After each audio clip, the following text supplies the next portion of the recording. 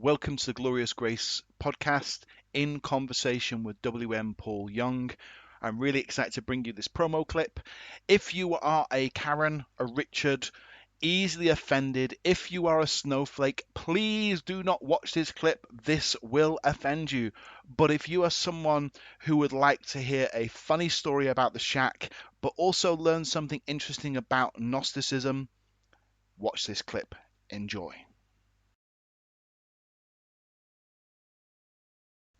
Don't forget to like, subscribe, and hit that notifications bell. In the shack, there's only one thing that I regret, and there was a little section when it's near the early time that Mackenzie has arrived at the shack, and finally he's the first night, and he and Jesus are down at the dock, and which is a great scene, by the way, in the book, but there was a section in my first draft that the editors thought would be too risky, and they're laying on the dock, and they're having this conversation, and Mackenzie's being surface a little bit.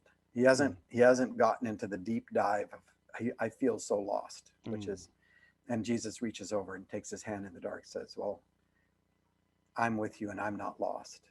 It's a great line. But the one that I left out as part of their conversation, Mackenzie says, so I've got a question. And Jesus says, okay. And he says, do you still have a penis? and Jesus says, well, of course. How do you think I pee? And I loved that line. I loved it because it just attacks the Gnosticism, Yeah. and that Jesus is now some non-human extraterrestrial of some sort. And so I wish that was it. And maybe so that's my mistake, that I wish I hadn't taken that out.